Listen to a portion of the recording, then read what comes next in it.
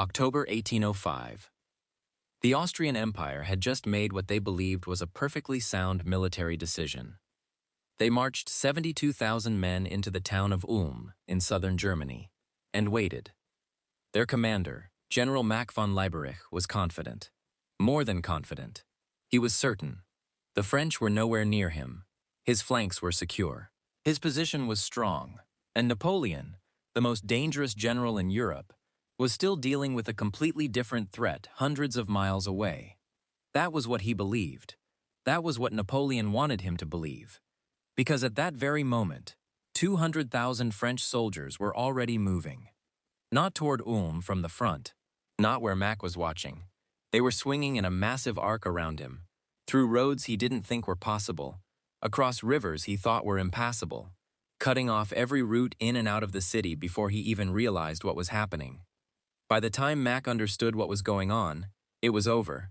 No massive bloodbath, no heroic last stand, just a slow, terrible realization that he had been completely, systematically, and brilliantly outmaneuvered by a man who had never intended to fight him at all. On October 20th, 1805, General Mack surrendered 30,000 men at Ulm. The rest of his army had already been picked off piece by piece as they tried to run. One of the largest Austrian forces ever assembled had been destroyed without a single major pitched battle. How does something like that happen? How do you defeat an army of 72,000 men without really fighting them? How do you surround a force that size without them noticing until it's too late? And how does one man engineer a deception so complete, so layered, so precise, that an entire empire walks directly into its own destruction? That's what we're going to find out. Because the Ulm campaign isn't just a military history footnote. It's one of the most sophisticated strategic operations ever executed. It's a masterclass in misdirection, speed, coordination, and psychological manipulation at a scale most people can barely imagine. And it all started long before a single French soldier crossed into Germany. To understand what Napoleon did at Ulm, you have to understand the world he was operating in during the autumn of 1805. Because the political situation in Europe at that moment was genuinely dangerous for France, maybe more dangerous than it had been in years. Britain had been Napoleon's most persistent enemy. The two nations had been locked in conflict for over a decade, and Napoleon had spent the better part of 1804 and 1805 assembling something extraordinary at the French coast, the Army of England. 150,000 men camped at Boulogne, trained to a razor's edge, ready to cross the English Channel and end the British threat once and for all. Picture that camp. Thousands of tents stretching across the coastline. Soldiers drilling every single day for 2 years. Flat-bottomed boats built by the hundreds. Napoleon himself visiting regularly, watching, planning, waiting for the right moment. It never came. The British Navy, under Admiral Nelson, was simply too powerful. France could not guarantee safe passage across the Channel. And as long as that was true, the invasion was a fantasy. But while Napoleon was staring west at Britain, Europe was reorganizing itself behind his back. Austria, Russia, Britain, Sweden, and Naples had quietly formed what historians call the Third Coalition. This was a military alliance, funded heavily by British gold, built around one central goal: stopping Napoleon before he became unstoppable. Austria was particularly motivated. Napoleon had humiliated them before. He had redrawn the map of Europe at their expense.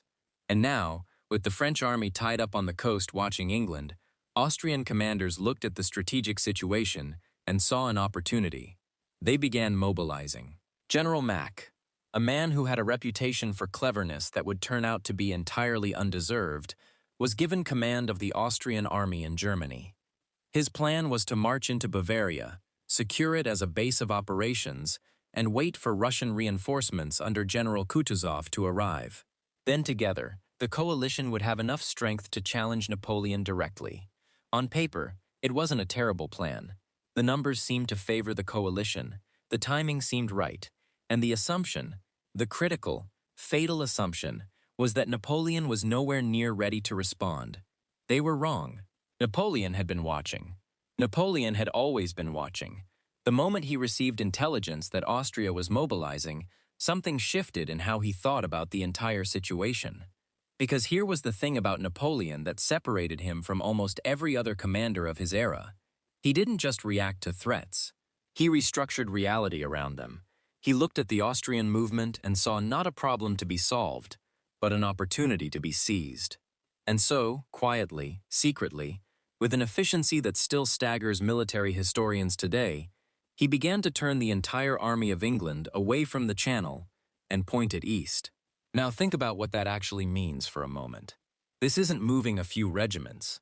This is reorienting 200,000 men, their equipment, their supply chains, their artillery, their cavalry, their logistics, an entire war machine, pivoting on its heel and marching hundreds of miles in a completely new direction.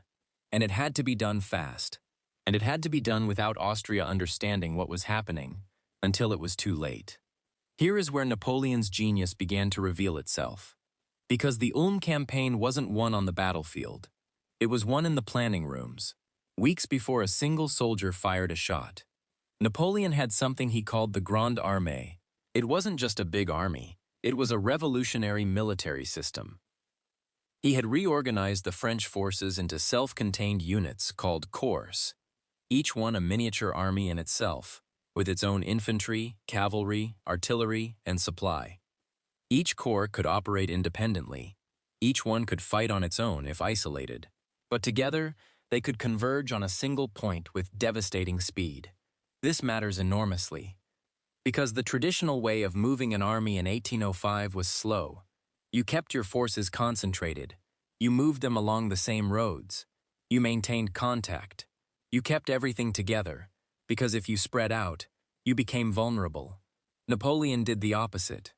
He spread his corps across an enormous front, sometimes 200 miles wide, and had them march along parallel routes simultaneously. Each corps was a day or two apart from the next. From the outside, from the Austrian perspective, this looked like scattered columns of troops moving in different directions. It was hard to track, hard to make sense of, hard to understand as a unified force with a single deadly purpose. But it was exactly that. And at the center of the entire operation was a question of deception. Napoleon needed Mack to stay put. He needed the Austrian general to believe that the French threat was manageable, distant, and coming from a direction that could be defended against. So he manufactured that belief.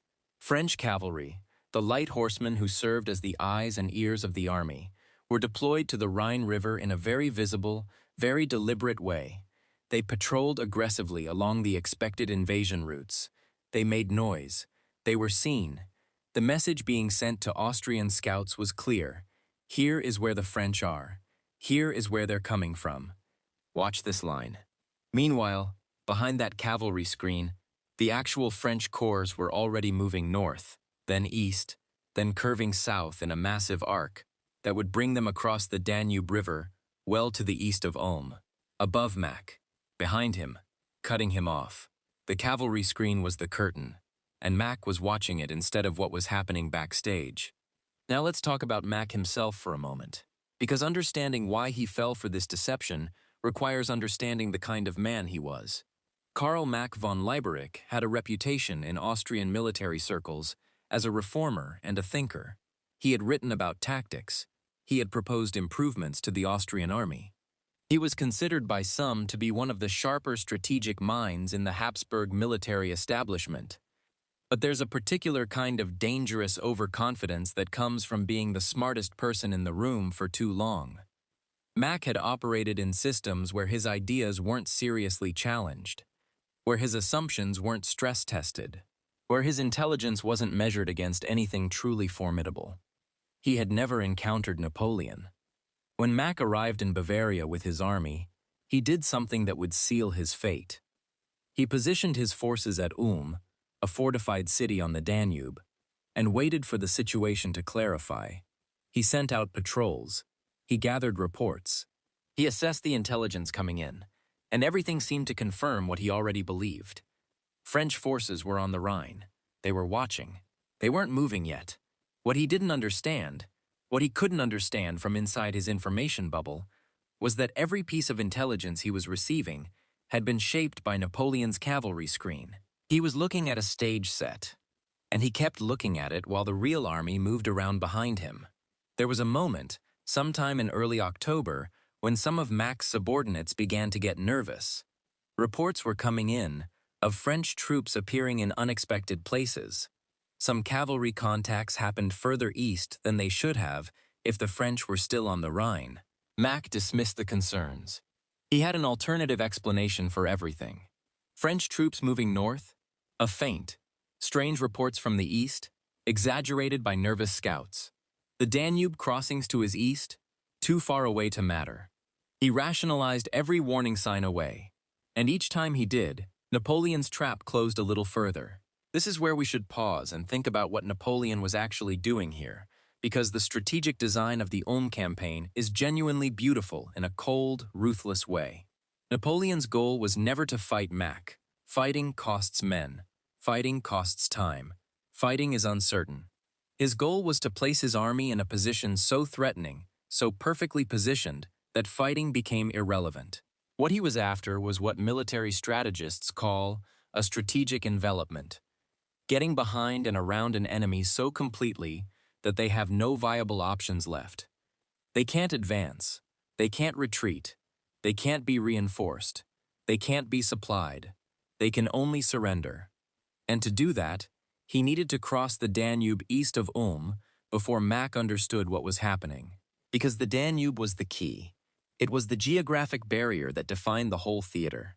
Cross it in the right place at the right time, and you were behind the Austrian army. You had cut their connection to Vienna. You had severed their supply lines. You were between them and their Russian allies. You had won, without firing a shot. The French corps commanders, Ney, Soult, Davout, Lannes, Marmont, these were not ordinary men. They were products of a decade of revolutionary warfare, hardened, experienced, devoted to Napoleon, and capable of independent decision-making at a level that Austrian commanders simply couldn't match. Napoleon trusted them, and that trust was the foundation of the whole operation.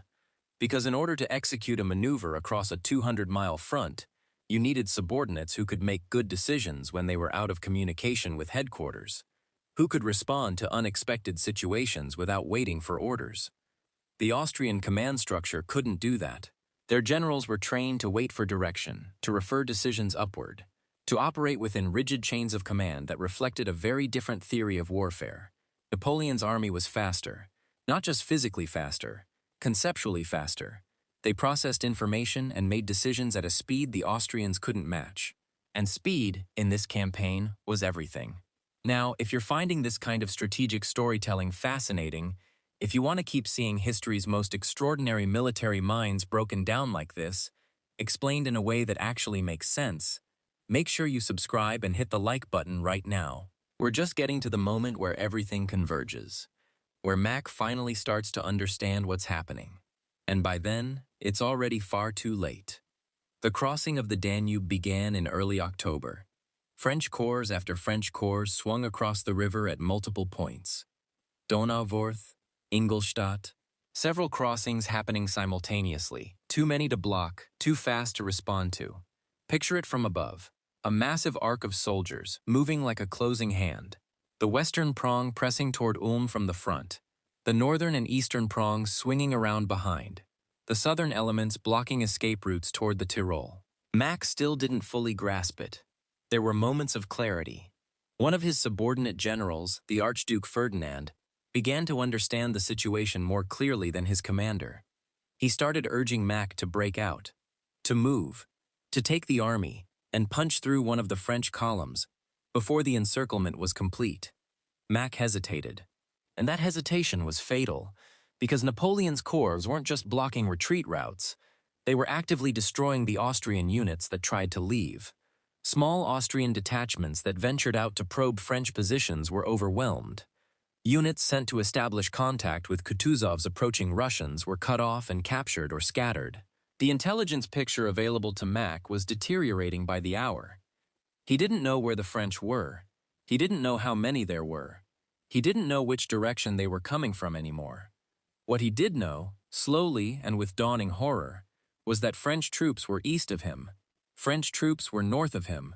French troops were south of him. and the forces pressing in from the west were getting closer every day. On October 14th, at a town called Elchingen, Marshal Ney fought one of the few significant pitched engagements of the campaign. He drove Austrian forces back across the Danube and secured the last remaining escape route. The circle was complete. Mack was trapped. Inside the mood had become desperate. Food was running low. Ammunition supplies were being conserved. Mack sent messengers out hoping for news of Kutuzov's Russians, any indication that relief was coming. None came. He made one final attempt to salvage something from the disaster. He sortied out of with a significant portion of his remaining force, trying to break through Ney's corps to the north. The French held. The Austrians fell back. It was over. On October 17th, Mack requested a parley. He hoped to negotiate a ceasefire and wait 15 days for a relief column. Napoleon agreed, conditionally. He knew no relief was coming. He let Mack have those 15 days on paper because he knew exactly what they would reveal. Nothing. On October 20th, 1805, Karl Mack von Leiberich walked out of at the head of approximately 30,000 soldiers and surrendered to Napoleon. The surrender was enormous, one of the largest mass capitulations in European history to that point. Mack handed over his sword, his men, his equipment, and what remained of his dignity. Napoleon reportedly received him with courtesy. He is said to have told Mack that this was the fortune of war, that there was no shame in being defeated by superior circumstances. Mack reportedly said that he had always admired Napoleon's genius. The campaign wasn't entirely bloodless. The rearguard actions, the breakout attempts, the cavalry skirmishes, those cost lives. But compared to the battles that should have occurred if Mack had positioned his forces differently or responded sooner, the campaign was almost surgical. The Archduke Ferdinand did escape with a small cavalry force, riding hard to the north before the trap fully closed. It was perhaps the only significant Austrian success of the entire operation. About 6,000 horsemen made it out. Against the 60,000 who didn't, it was small comfort. Austria had deployed its main German army into the campaign, and that army was gone. Not damaged, not weakened, gone. Wiped off the strategic map in approximately 3 weeks. The Russians were still coming, yes. Kutuzov's army was marching west.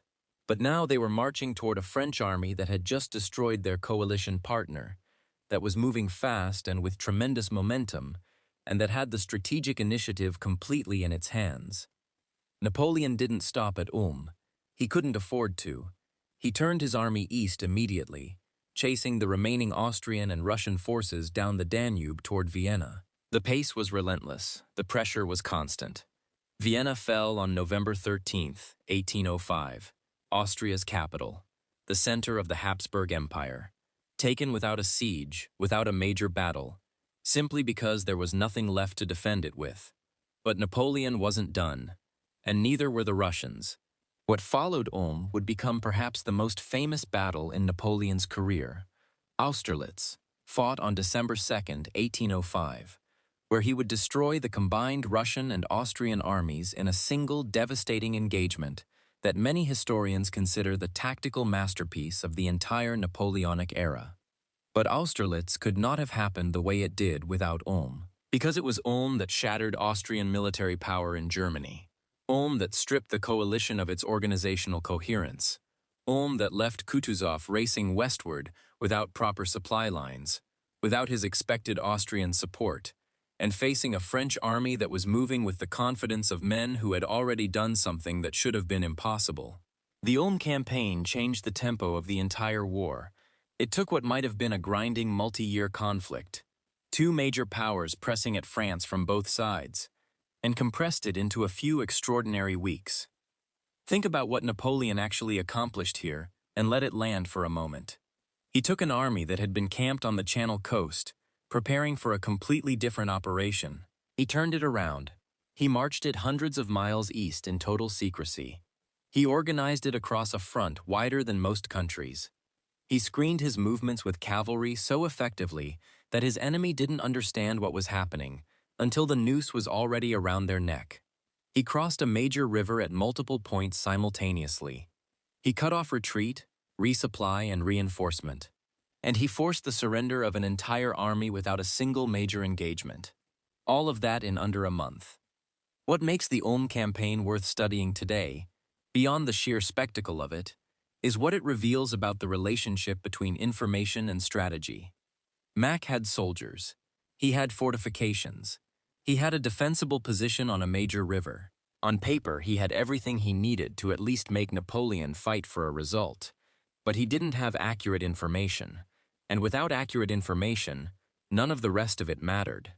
Napoleon understood something fundamental about warfare that many of his contemporaries grasped only in fragments. Controlling what your enemy believes is more powerful than controlling the ground beneath their feet.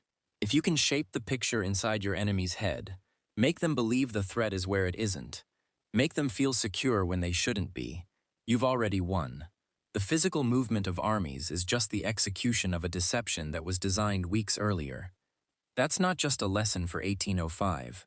That's a lesson that plays out at every level of competition. Military, business, sport, wherever one side is trying to understand the other's intentions before they reveal themselves. The cavalry screen on the Rhine wasn't just a military tactic. It was misdirection. It was theater. It was Napoleon telling a story, a false story, and making Mack believe it completely. And Mack, for all his supposed intelligence, made the mistake that gets people destroyed at every level of competition. He fell in love with his initial assessment. He built a mental model of the situation and then found reasons to preserve that model even as the evidence against it mounted. Every warning sign got explained away. Every anomaly got rationalized. Because accepting that the French were behind him meant accepting that everything he'd planned was wrong. And that was psychologically too difficult until it was too late. Napoleon did the same thing to other commanders. He would do it again at Jena. He would do it again in other campaigns. The specific tactics changed. The rivers changed, the roads changed, the corps commanders changed, but the fundamental approach, move where they're not looking, make them look somewhere else, close the ring before they understand the shape of it, that was a repeating pattern throughout his career. Karl Mack was quietly court-martialed by Austria in the aftermath. The trial found him guilty of capitulating prematurely. He was imprisoned. His reputation was destroyed.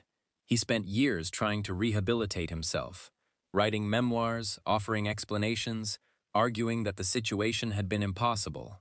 He wasn't entirely wrong about that last part. By the time he understood what Napoleon had done, the situation was impossible. The mistake was that he had helped make it impossible by not acting earlier, by dismissing warnings, by trusting a picture of the world that Napoleon had painted specifically to deceive him. His subordinates largely escaped that kind of official censure, even those who had seen more clearly than their commander. War has a way of concentrating blame on the man at the top. Napoleon, of course, celebrated the campaign as one of his great achievements. And it was. The speed, the coordination, the deception, the result. All of it came together with a precision that felt, to observers at the time, almost supernatural. But it wasn't supernatural. It was the product of exhaustive planning, genuine innovation in military organization, exceptional subordinate commanders, a completely clear strategic objective, and a profound understanding of human psychology. Specifically, the psychology of a man like Mack, who would look where he was told to look and believe what he was allowed to believe. The Ulm campaign lasted roughly 3 weeks in its active phase. 3 weeks to destroy an army of 72,000. 3 weeks to open the road to Vienna. 3 weeks that changed the political map of Europe and established Napoleon at the absolute peak of his military power. 60,000 prisoners, an entire army erased, a capital city surrendered, and then 6 weeks later, Austerlitz. That is what happens when deception, speed, organization, and clarity of purpose all converge perfectly in the same moment, executed by the right man against the wrong one. This was Napoleon's bluff, not a bluff of words, a bluff built in movement, in roads chosen and roads avoided, in cavalry patrols seen and columns that were never supposed to be seen at all. A bluff executed across 200 miles and 200,000 men, and it worked perfectly. If this kind of deep breakdown of military history is something you want more of, if you want to understand not just what happened but why it happened, how it was designed, and what it reveals about strategy and human nature, subscribe to the channel and leave a like on this video. It genuinely helps more people find this content, and there is a lot more where this came from. Because this is history, not as a list of dates and names, but as a story about the decisions people made, the mistakes they couldn't afford, and the moments where everything changed. And there are always more moments like this.